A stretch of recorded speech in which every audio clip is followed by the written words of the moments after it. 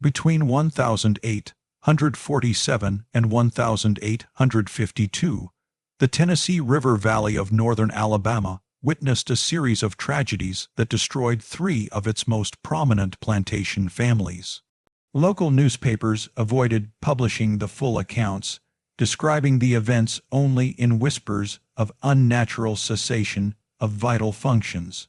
23 people died under mysterious circumstances, some from fever, others from accidents that defied logic, and several whose deaths baffled even the county coroner.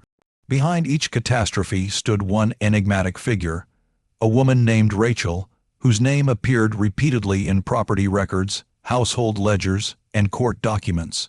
Her existence was deliberately obscured by families desperate to preserve their reputations, and by a legal system unwilling to face the unsettling truths her story revealed about the antebellum South. Rachel's tale begins not as a ghost story or rumor, but as a sharp, deliberate sequence of human decisions that expose the moral contradictions beneath Alabama's plantation aristocracy. In 1847, Limestone County thrived on cotton cultivation, its prosperity tied to the Tennessee River that connected it to New Orleans markets. Three families, the Rutledges, the Havehills, and the Crenshaws, dominated the county's eastern townships. Their wealth, social power, and political influence defined the region's hierarchy. The Rutledges owned Fairmont, a vast 400-acre plantation worked by 87 enslaved people. Samuel Rutledge, who arrived from South Carolina in 1838, was a man of ambition and mounting debt. His wife, Catherine, carried herself with the airs of Virginia aristocracy, clinging to refinement as their finances faltered. Their children included two sons away at university and a daughter, Lydia, a naive 19-year-old already drawing attention from neighboring planters' sons. 5 miles upriver, James Havehill operated Riverside, a smaller but more modern estate. A county magistrate of 43, Havehill was as much a politician as a planter, dependent on his reputation for respectability. His wife, Margaret, younger and socially sharp, shared his concern for appearances. The third family, the Crenshaws of Oakridge, were less pretentious but far more efficient. Daniel Crenshaw, a widower of 51, managed his 1,800 acres with businesslike precision. His children were grown, and the household revolved around production and profit. The story began in April 1847, when Samuel Rutledge traveled to Mobile to settle business debts. There he attended an estate auction, among whose items were 37 enslaved people. One listing caught his eye: Rachel, approximately 24 years old, trained, literate, skilled in needlework and music, fluent in French and English. Her sale included a peculiar stipulation that she be taken at least 100 miles from Mobile. The price, just $400, was suspiciously low, far below the $1,000 or more such an educated servant might command. The auctioneer dismissed Samuel's questions, calling the condition a mere technicality. Enticed by the combination of refinement and affordability, Samuel purchased Rachel, intending her to serve as both tutor and status symbol for his daughter Lydia. Within 3 weeks, Rachel arrived at Fairmont. Rachel was unlike anyone the Rutledges had owned before it, all light-skinned, composed, and unsettlingly self-possessed. Her calm voice and educated manner pleased Catherine, who placed her in charge of Lydia's lessons in French and embroidery. For 6 weeks, everything seemed ideal. Rachel ran the household with quiet efficiency and perfect deference.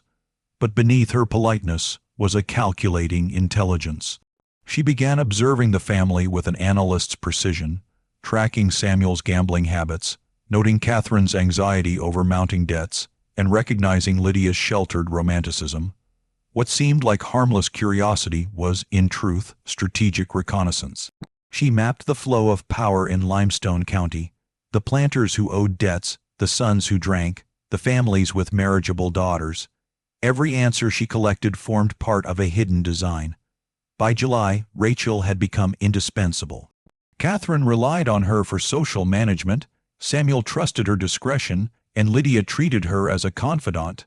Then, on July 14, 1847, Rachel made her first calculated move. Finding Samuel alone in his study, she subtly revealed knowledge of his rival James Havehill's financial weaknesses, information she should not have possessed. She spoke without emotion, offering details of failed investments and secret debts. Samuel, blinded by desperation, accepted her intelligence without question. Her information was precise and verifiable, and by the time their conversation ended, Samuel was convinced she could help him outmaneuver Havehill. What he did not realize was that this was the opening act of a meticulously crafted campaign, a pattern Rachel had repeated before.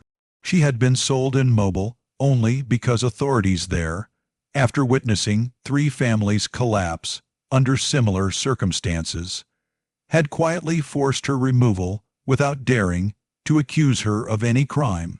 That night, as a thunderstorm split an oak tree beside the Fairmont house, Rachel's work began anew. Within months, her quiet manipulations would drive these plantations, symbols of Southern order and power, into ruin one by one.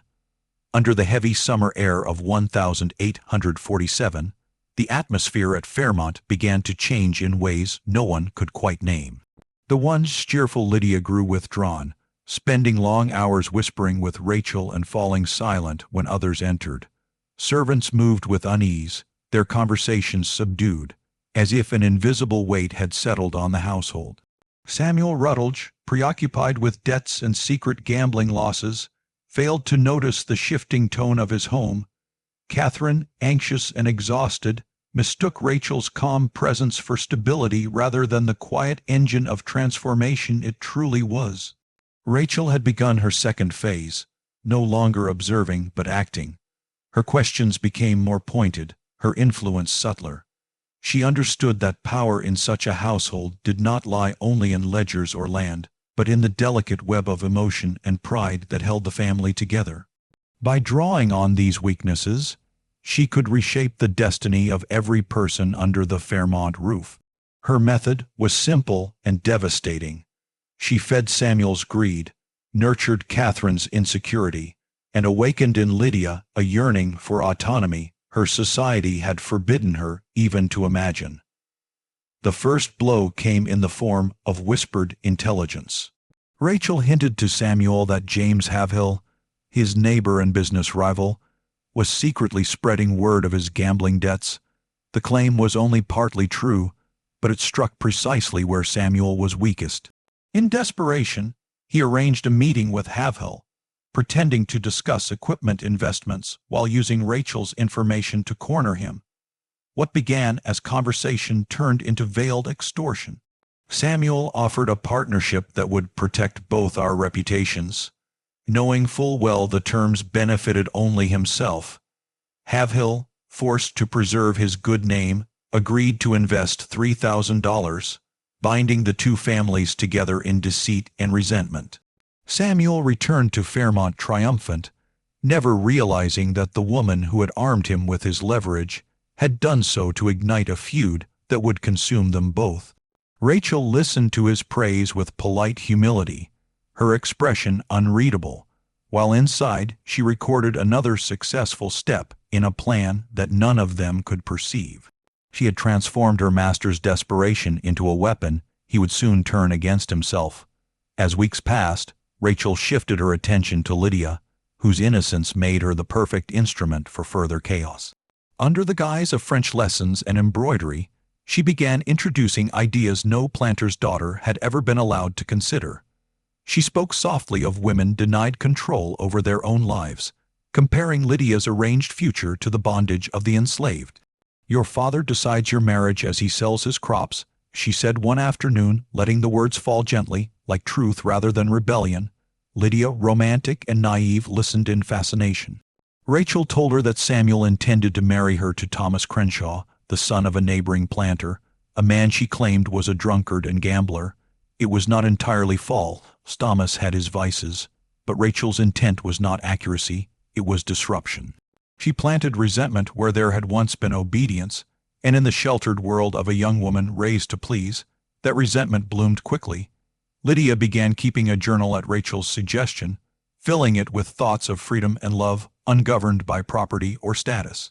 By late August, she was convinced her father saw her only as an asset to barter. Rachel had given her both the language and the justification for rebellion. Meanwhile, Samuel's new alliance with Haverhill deteriorated almost immediately.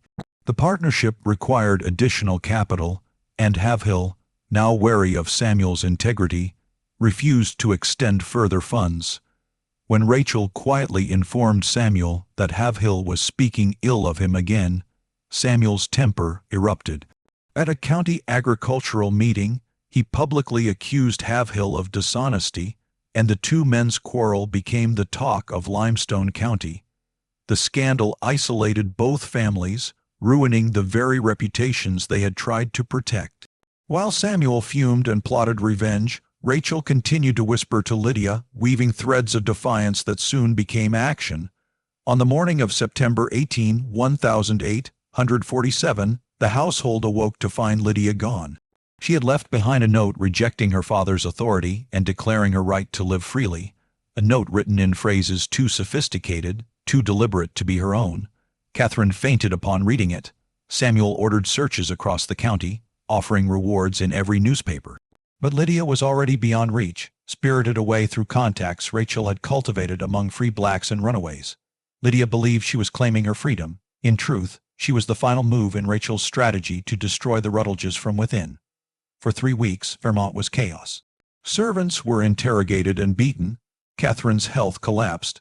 Samuel's finances, stretched to fund the futile search, crumbled entirely.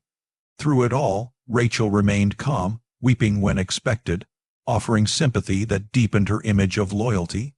When Daniel Crenshaw, owner of Oakridge, visited on business and saw Rachel's composure amid the ruin, he found himself impressed. His household, lacking a refined housekeeper, could use someone like her. He offered to buy her, and Samuel, desperate for cash and tormented by guilt and paranoia, agreed. Rachel was sold for $900, more than double her purchase price, and left Fairmont on October 3, 1847. Behind her lay wreckage, a missing daughter, a bankrupt master, a broken mistress, and a family name reduced to scandal. As the wagon carried her toward Oakridge, the cook Bess crossed herself and whispered, "That woman carries destruction like a plague." She was right. Rachel had finished with the Rutledges. Now she turned her gaze to her next target, unaware, or perhaps fully aware, that her legend of quiet ruin was only beginning. Rain began to fall over Limestone County as Rachel arrived at Oakridge, the Crenshaw plantation, in early October of 1847. The road was muddy, the sky a dull gray, and the air heavy with the smell of wet earth.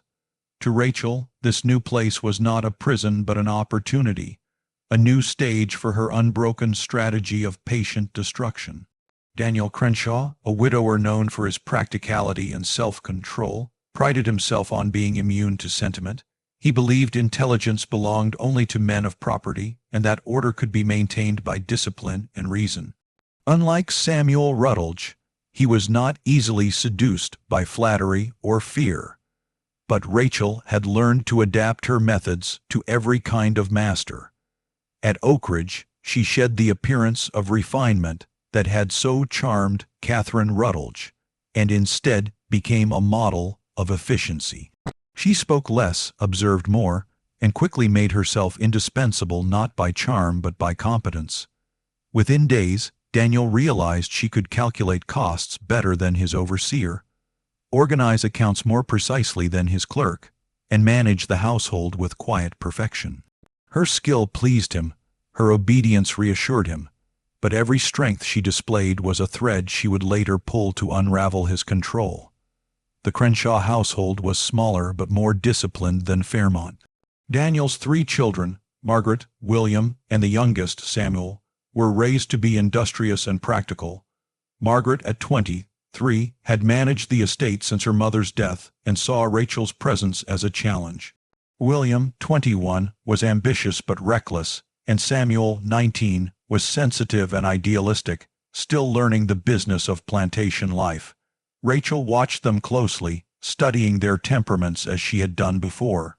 She understood that Daniel's power rested not just on land or money, but on the belief that his family was unshakable. To destroy him, she would first have to fracture that unity. Patience, she knew, was her greatest weapon. So she waited, watching, listening, collecting small truths, the kind that could one day become explosives in the right hands. Margaret was the first to sense danger. She noticed how Rachel always seemed to appear at the edge of important conversations, never intruding, but always near enough to hear. She saw the way field hands glanced toward Rachel with respect tinged with fear, how correspondents and visitors drew her quiet attention. "Father," she said one evening as they reviewed the accounts, "do you not think it strange that this woman, sold for so little, should possess education beyond most white ladies? And is it not curious that the Rutledge family fell apart shortly after she entered their home?" Daniel laughed it off.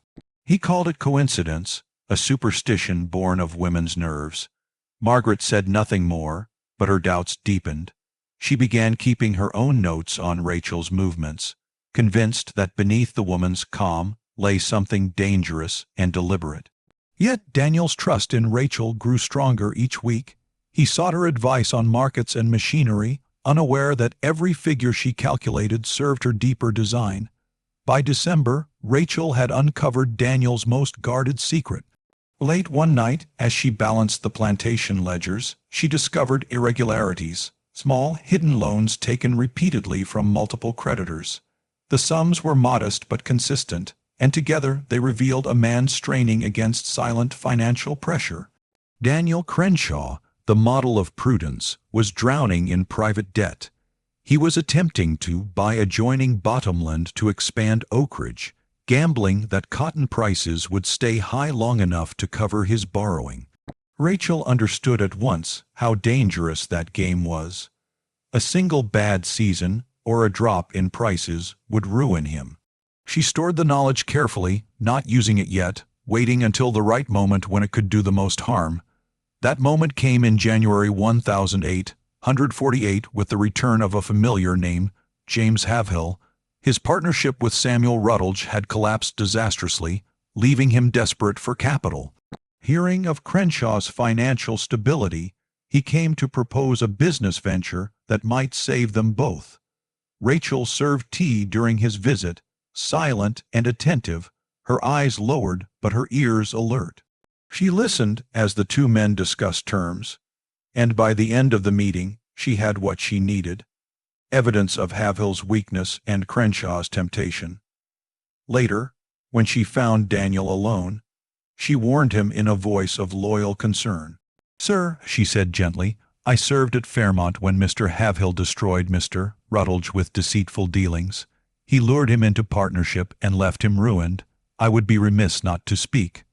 The lie was almost perfect, a reversal of the story she had once told Samuel Rutledge. Daniel, unaware of that contradiction, believed her. Over the following days she reinforced his suspicions, offering small details that made Haverhill's honesty seem doubtful.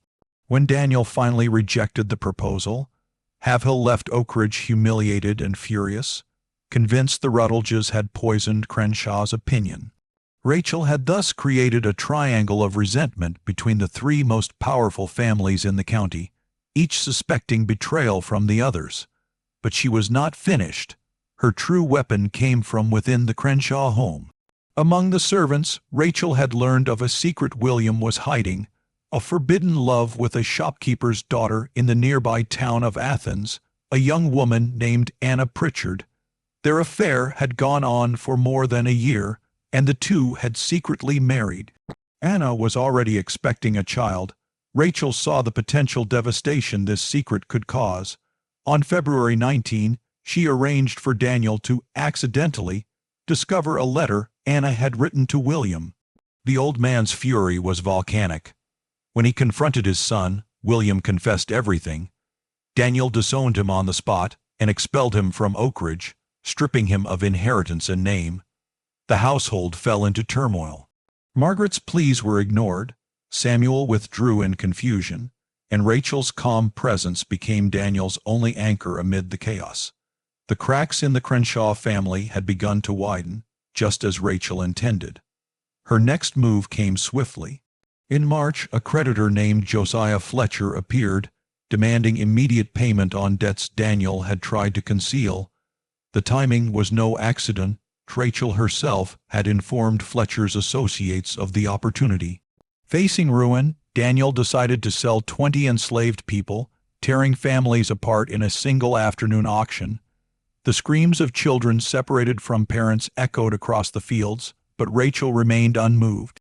She had achieved what she wanted, the destruction of Daniel's stability, his moral certainty shattered by the horror he had caused. That night, Margaret confronted her, eyes burning with realization. "You did this," she said. "My father's ruin, my brother's exile. You arranged it."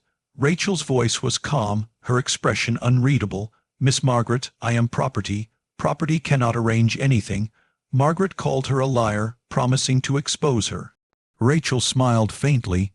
"To do that, you would have to admit that your father was outwitted by a slave. Can your pride bear that?" The question silenced her, because Rachel was right. No white family in Alabama could endure that shame. And so, with her enemies paralyzed by pride, Rachel remained untouchable. By the time April arrived, the Crenshaws were broken. One son gone, a father drowning in debt, a daughter consumed by helpless fury. Two families had fallen, one remained. By the summer of 1848, Rachel's web had tightened around Limestone County, and the final threads of her vengeance began to draw together. The Rutledges were disgraced, the Crenshaws crumbling, and now her attention turned toward the last pillar of the region's proud society, James Haverhill of Riverside. Haverhill's fortunes had collapsed under the weight of the ruined partnership with Samuel Rutledge and his rejection by Daniel Crenshaw. His plantation, once known for its elegance and prosperity, now stood hollow and half-staffed, the fields unkempt, the accounts bleeding red. Yet Haverhill still clung to the belief that one more successful venture could restore his reputation. When a wealthy cotton factor from Mobile, named Edmund Fairbanks, expressed interest in local partnerships, Haverhill saw a final chance to reclaim his standing. During Fairbanks's visit, they discussed trade routes, cotton prices, and household management. In that moment, fate, or Rachel's design, brought them together. Fairbanks mentioned needing a capable servant for his Mobile office, and Haverhill, eager to impress, spoke highly of the extraordinary woman working for his neighbor Crenshaw, a literate, French-speaking servant named Rachel, who seemed to possess uncanny skill in managing both house and business affairs. The remark sealed his doom. Days later, Fairbanks and Haverhill visited Oakridge under the pretense of evaluating plantation methods. Daniel Crenshaw, still dependent on Rachel's competence, summoned her to demonstrate her work. She entered the room with calm grace, answering questions about cotton factoring, market fluctuations, and household economies with a confidence that startled both men. Her tone was respectful yet commanding, the voice of someone who understood far more than her position allowed. When Fairbanks asked to speak with her privately, Daniel consented, seeing no harm in a brief conversation. What followed would destroy the last of Limestone County's great names.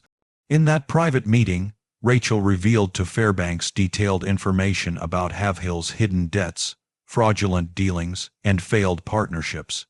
She spoke with precision, providing dates, amounts, and partners' names, enough truth to make every word credible.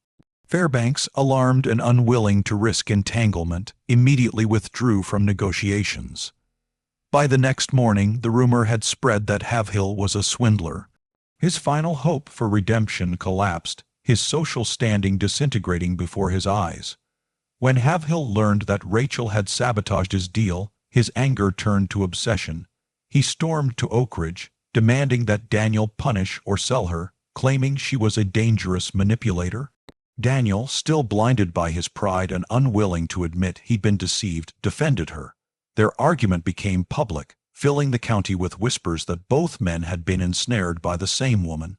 Rachel's name passed from mouth to mouth, growing in infamy. For the first time, she was no longer invisible. She was a figure of speculation and dread, the common denominator in every recent disaster. Margaret Crenshaw, who had long suspected her, began to voice her suspicions openly, and Havill's fury drove him to investigate Rachel's past. He traced her ownership history back through Mobile to Louisiana and uncovered a disturbing pattern. Every family who had owned her had suffered ruin within 2 or 3 years. The Robichauds, the Beaumonts, the Delacroix family, all destroyed by financial and personal calamities. Havill brought this discovery to Sheriff Thomas Yarborough, demanding legal action. The sheriff listened carefully, then asked the question that would echo through Alabama's legal circles for years. "What crime do you claim she's committed, Mr. Havill?" Havill sputtered with frustration. "She destroys families. She manipulates men. She spreads ruin wherever she goes." Yarborough leaned back in his chair. "Has she stolen anything? Poisoned anyone? Struck a blow?" When Havill admitted she had not, the sheriff shook his head. "Then you're asking me to prosecute a slave for being cleverer than her owners. That's not a crime under any law we have." The words stung because they were true. In a society built on the belief that enslaved people were property, the idea of one possessing intellect enough to outwit white men was not just unimaginable, it was legally impossible.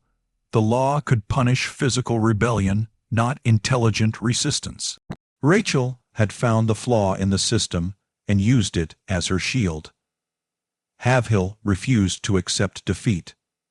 In August 1848, driven by humiliation and fear, he offered Daniel Crenshaw $2,500 for Rachel's purchase, intending to control or destroy her.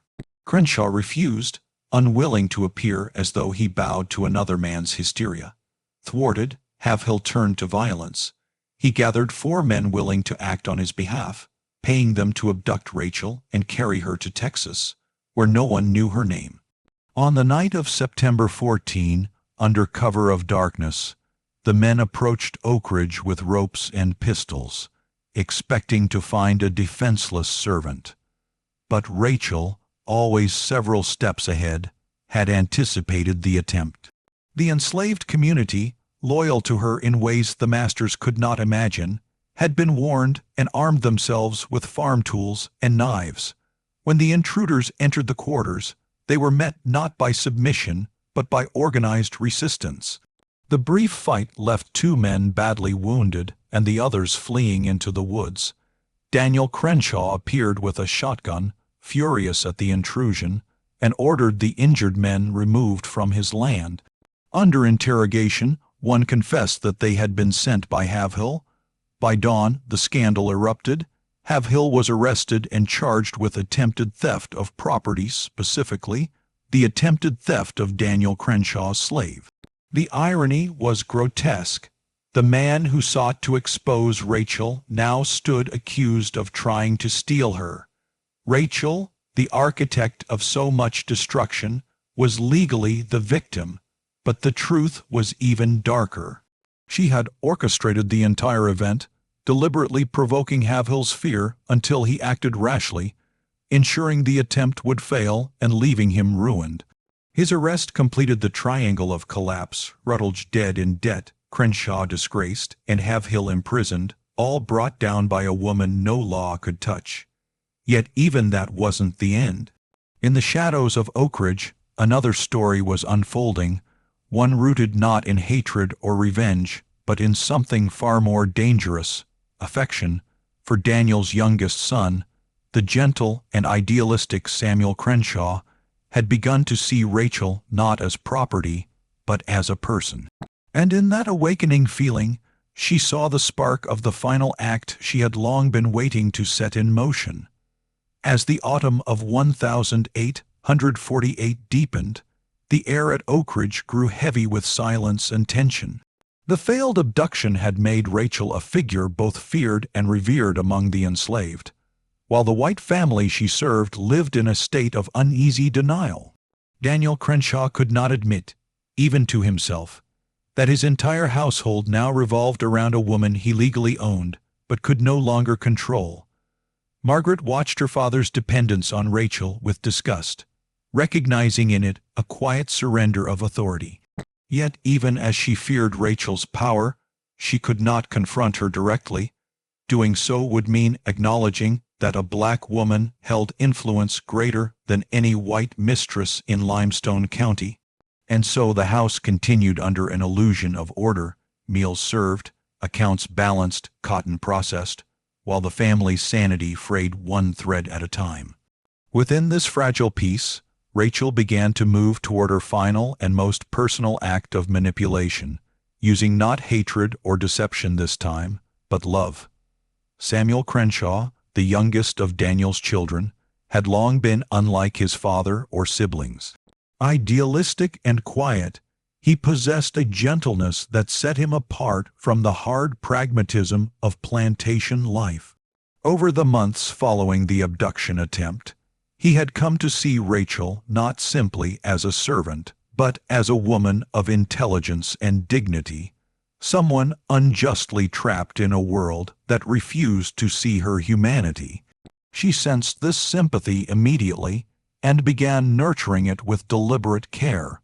She allowed him glimpses of vulnerability, speaking softly about her longing for freedom, about the pain of being treated as property despite her education, about the injustice of a system that measured worth by color. Samuel listened, entranced, convinced that he was witnessing the suffering of a soul greater than any he had ever known.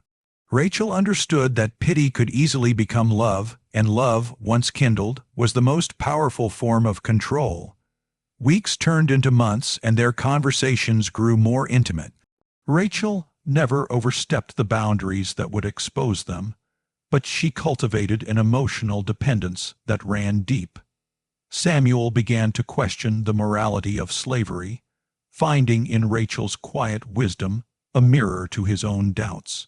When he spoke of freedom and equality, she did not encourage rebellion directly.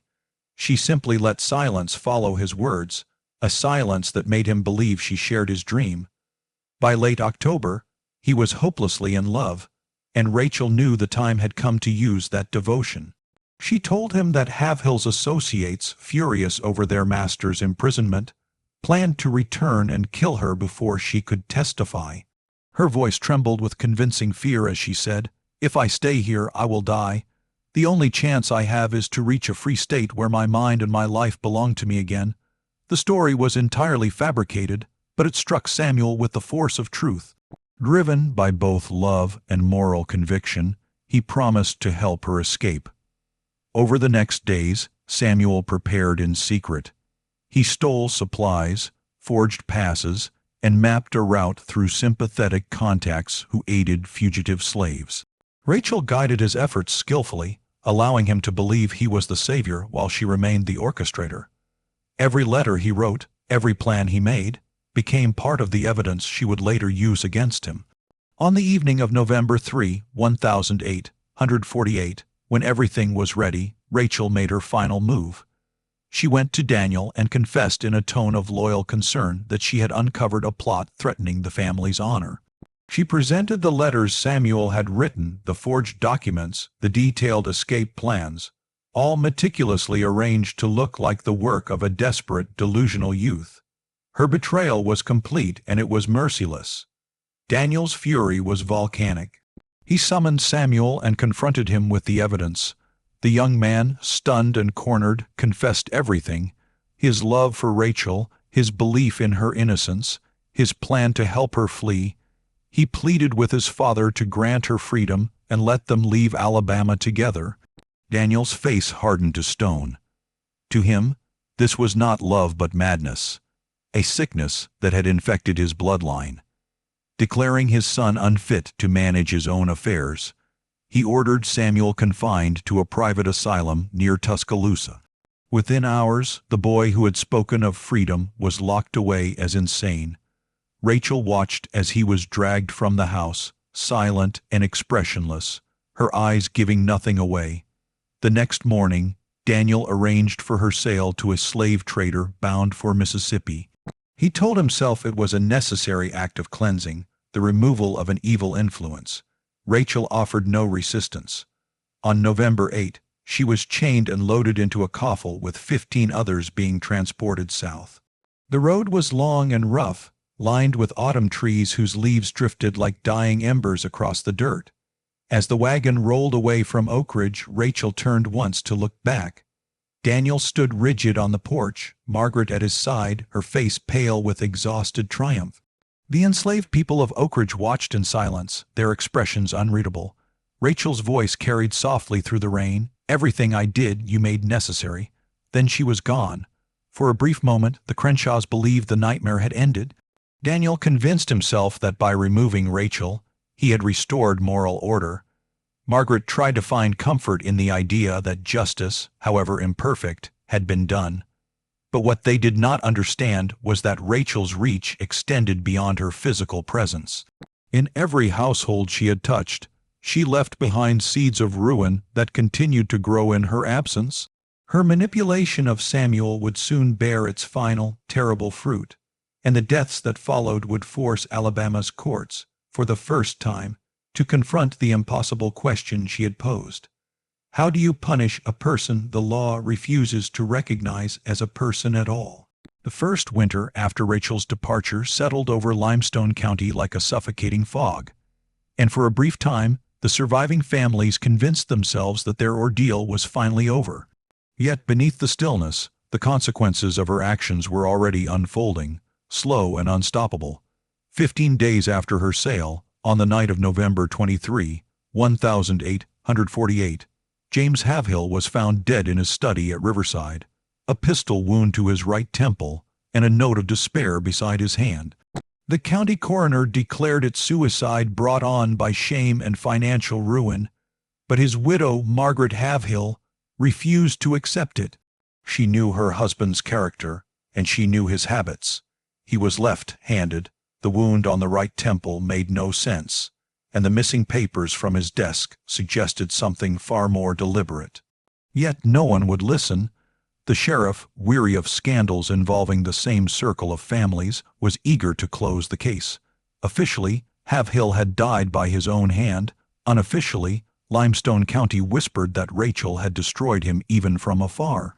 Margaret Havill, unwilling to let the matter rest, hired a private investigator named Abraham Cornwall, a former Pinkerton agent known for his methodical precision.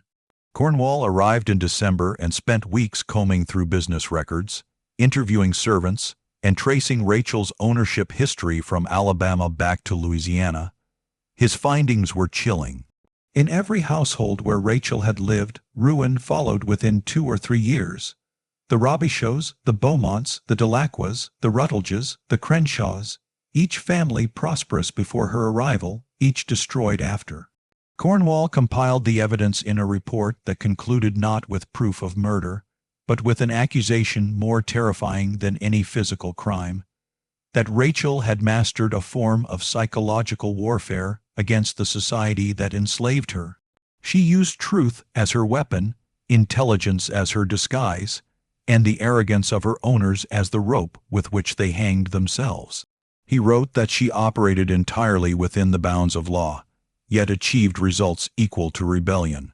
When Cornwall presented the report to Judge Horace Pettin, the reaction was one of fascination mixed with dread.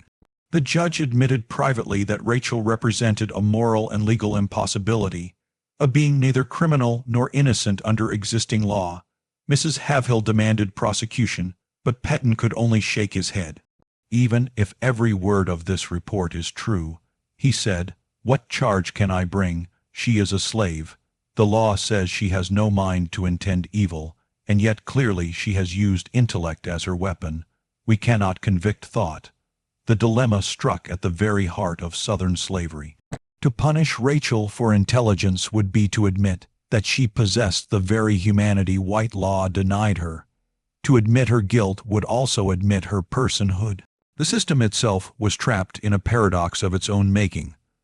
While Margaret Havill fought for justice, the Crenshaw estate continued its descent into darkness. Daniel Crenshaw, hollowed by guilt and financial ruin, rarely left his study. His daughter Margaret managed the plantation with grim resolve, haunted by the knowledge that Rachel's influence still lingered. The youngest son, Samuel, confined to the asylum near Tuscaloosa, sank deeper into silence. Doctors reported him withdrawn, unresponsive, his mind broken by delusional affections for a servant. Daniel visited only once and returned shaken, telling no one what he had seen. Family that had once prided itself on discipline and rationality was now a ruin held together only by habit.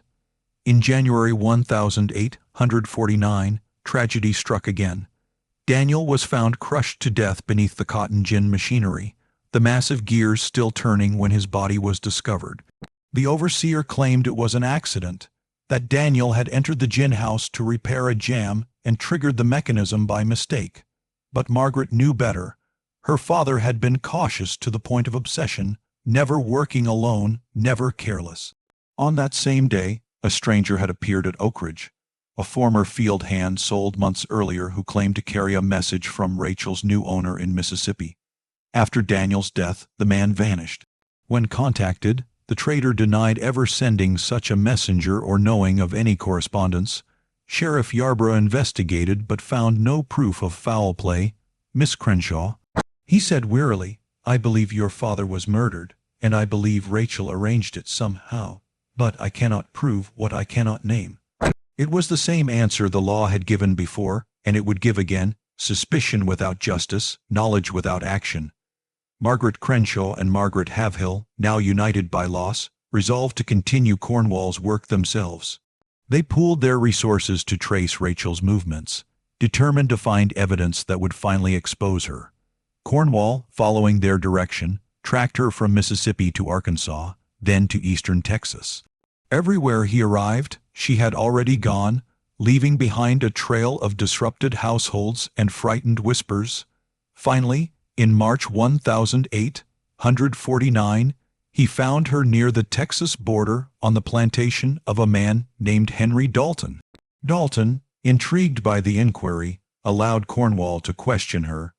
The interview lasted 2 hours, and the investigator would later describe it as the most disturbing conversation of my life.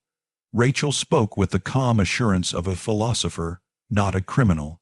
She described her actions with precision, how she observed families, uncovered their secrets, and revealed those truths in ways that made them destroy themselves. She insisted she had broken no laws, telling Cornwall, I gave them information they chose to act upon. If their choices ruined them, that was their own doing. I am property. Property cannot commit crime. When he asked why she had done it, she answered simply, because I could. Because they called me inferior, and I proved them wrong. Because they believed I had no mind, and I used that belief to undo them. Cornwall left the interview shaken, convinced he had spoken to a mind both brilliant and terrifying, a living contradiction the law could not contain. Returning to Alabama in April, he presented his findings to Judge Pettin, and a legislative committee formed to address what newspapers were calling the Rachel affair. The debates were heated and inconclusive. Some lawmakers argued for new statutes defining seditious manipulation as a crime for enslaved persons. Others warned such laws would acknowledge slaves as moral agents capable of reason and therefore deserving of rights. The very existence of Rachel forced the South to confront its own hypocrisy. And while men debated abstractions of law and morality, the deaths continued. On May 2, 1849, word arrived that Samuel Crenshaw had been found dead in his asylum cell, hanging from a length of bedsheet. Whether suicide or something more sinister, no one could say. To his sister, it did not matter. With his death, the Crenshaw line ended in madness and despair, completing the cycle Rachel had set in motion. By the summer of 1849, Limestone County was haunted by her absence. Every family she had touched was ruined. Every house she had served in shadowed by suspicion and silence. Rachel had vanished from Alabama, but the question she left behind remained. whispered by judges, planters, and preachers alike. What if the mind they tried to chain was stronger than the hand that held the key? When the news of Samuel Crenshaw's death reached his sister, Margaret, she felt something inside her go cold and still. Her father was gone, her brothers dead or estranged, her family name reduced to a cautionary whisper across Limestone County. Every field, every hallway, every ledger at Oakridge reminded her of the woman who had done this. She no longer thought of Rachel as human in any ordinary sense. She was an idea given flesh, a kind of vengeance the world itself had conjured to punish them. Grief hardened into obsession. Margaret vowed to find her, not to prove her crimes or seek justice from a system that had already failed, but to end her existence with her own hands. In May 1849, armed with a pistol and a heart emptied of fear, she set out for Texas, determined to hunt down the woman who had destroyed everything she loved. The journey took 3 difficult weeks through flooded roads and hostile towns. When Margaret reached the plantation of Henry Dalton, where Rachel had last been traced, she demanded to see her. Dalton met her with cool indifference and informed her that the woman she sought had already been sold again, 3 weeks earlier, to a cotton factor from New Orleans named Guion Marchand. Margaret felt the ground shift beneath her. Rachel was always one step ahead, always slipping through the grasp of anyone who pursued her. Still, Dalton provided Marchand's address near Lake Pontchartrain, and Margaret, exhausted but resolute, pressed on to Louisiana. What she found there was a twist she could never have foreseen. Marchand had not bought Rachel for himself. He had purchased her on behalf of a widow named Elise Delacroix, the same woman whose late husband, Louis Delacroix, had once owned Rachel years before, one of the earliest families she was said to have destroyed. The circle, after more than a decade, had closed upon itself. When Margaret arrived unannounced at the Delacroix estate on June 24, 1849, Elise received her in a quiet parlor overlooking the lake. The widow's face was calm, her manner neither hostile nor welcoming, as though she had been expecting this visit. After a brief exchange, she agreed to summon Rachel. When the door opened and Rachel entered, Margaret felt her body tense, the pistol in her bag suddenly heavy. The woman before her was unchanged, composed, intelligent, her expression unreadable, but there was something different in her eyes, a flicker of weariness, perhaps even regret. "Miss Crenshaw," Rachel said softly, "I knew someone would come. I did not know it would be you." Her voice carried no fear, only certainty, as if this moment had been inevitable. For a long time neither woman spoke. Then, unable to contain herself, Margaret demanded to know why. Why Rachel had destroyed her family, why she had driven good men to ruin and death, why she had made war on people who had already owned her. Rachel met her gaze steadily and began to speak. Her story reached back further than anyone had guessed, to Richmond, Virginia, 15 years earlier. She had not been born enslaved, she said, but free, the daughter of a French mother and a black craftsman. Her parents had educated her in music, languages, and literature, teaching her to see herself as equal to anyone. When her father died, a white creditor forged papers claiming the family's freedom was fraudulent and sold them into bondage. Her mother perished within a year, and Rachel, 16 years old and literate, found herself property under Virginia law. "I was not born to slavery," she told them.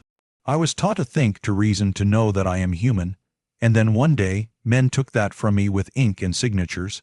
I learned then that words, not whips, were the true instruments of power." She was sold south to Louisiana, passed from one household to another, observing the hypocrisies of the society that called itself civilized. Every master believed her docile, every mistress trusted her counsel, and all failed to see the quiet fury growing behind her patience. She realized that physical rebellion only brought death, but knowledge could destroy entire families. "If I could not be free," she said, "then I would make them pay for their illusion of superiority. I would prove that the people they called property could outthink and undo them with their own rules." She described how she learned to exploit the cracks in their lives, the debts, the jealousies, the secret sins. She did not invent their weaknesses. She merely illuminated them, letting truth do what violence could not. The beauty, she said almost sadly, is that I never had to lie. I simply told them what was already true.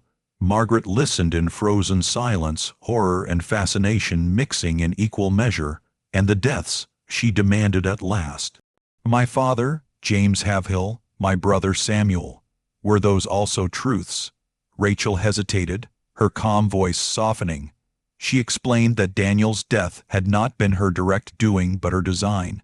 She had ensured that men who wished him harm knew where he would be and when. Haverhill, she said, had been undone by despair she had carefully nurtured, though whether he killed himself or another acted she could not say. But when she spoke of Samuel, her composure faltered. That one, she whispered, was never meant to die. I broke him because he would have destroyed us both. I did not foresee the rest. The word regrettable passed her lips like a shadow, and that was the moment Margaret drew her pistol. Regrettable, she hissed. You call it regrettable? Elise Delacroix rose and placed herself between them, her calm voice cutting through the tension. Put down the weapon, Miss Crenshaw. If you kill her, you will learn nothing. I purchased this woman not to punish her, but to understand her. She opened a drawer and drew out a thick stack of pages written in Rachel's meticulous hand. She has spent 3 weeks writing her confession. Everything she has done, everything she believes. It is not a plea for forgiveness. It is an account of war. Margaret hesitated, her finger trembling on the trigger. Elise continued, her tone quiet but firm. My husband died because of her, and yet I have come to see that he deserved his ruin. Slavery made him arrogant, blind, and cruel in ways he never recognized. Rachel is the child of that cruelty. She is not madness, she is consequence. The room fell silent. Rachel's voice broke it. If you kill me, she said, you prove that the system still works, that white power can silence black defiance. But if you let me live, you prove something worse, that you cannot stop me, that thought cannot be chained. Margaret lowered the pistol slowly. Her hatred had not lessened, but she saw now that vengeance would change nothing. Killing Rachel would not resurrect the dead or mend the past. It would only confirm the same hierarchy that had destroyed them all. She took the manuscript from Elise's hands and said quietly, Then I will destroy you another way. I will make the world know who you are and what you did. Rachel met her eyes and replied, Do that, Miss Crenshaw, and you will also prove that I am human, that I could think, plan, and reason as you do, and that truth will destroy your world more completely than I ever could. When Margaret left the Delacroix estate, she carried with her not only the confession, but a new kind of burden. The story she held was not just about one woman's vengeance, but about the moral collapse of an entire society. She would bring it back to Alabama, not to heal her world, but to expose it, to make the South look into the face of what it had created and see intelligence staring back from the chains. When Margaret Crenshaw returned to Alabama with Rachel's written confession, she carried more than a document. She carried a weapon fashioned from truth. In 1850, the manuscript circulated quietly among legislators, judges, and editors who scarcely knew how to react. Its contents were astonishing. A detailed, reasoned account of how an enslaved woman had dismantled 6 powerful families through nothing more than intellect, observation, and the ruthless use of their own hypocrisies against them. Some dismissed it as blasphemy, others as madness, but a few understood the deeper threat it represented. If Rachel could think, plan, and execute such destruction, then the entire foundation of slavery, that enslaved people were incapable of reason or moral intent, was exposed as a lie. The Alabama legislature, shaken but unwilling to face that truth directly, drafted a new statute defining crimes of manipulation among enslaved persons. Yet the law was hollow, unenforceable, and doomed to irrelevance. To acknowledge Rachel's intelligence was to concede her humanity, and that was something the system could never endure. Rachel herself vanished from record after 1850. Whether she remained with Elise Delacroix, was sold again, or escaped into freedom, no trace of her life or death survives. She simply dissolved into the vast, voiceless population the law still called property, but the echoes of her story lingered. The Rutledge plantation lay abandoned within 5 years. Samuel Rutledge died a ruined man in 1853, while his daughter Lydia, found living under another name in Ohio, refused all contact with her family. Margaret Havihill remarried and fled Alabama, seeking peace she would never truly find. As for Margaret Crenshaw, she never married. She managed what remained of Oak Ridge with cold precision, and devoted the rest of her life to documenting Rachel's history.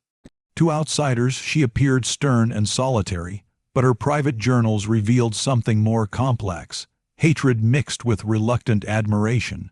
She was our enemy, she wrote in 1867, and yet she proved the truth of everything we denied. She was the mind our laws forbade to exist, and she destroyed us because we could not admit she was human.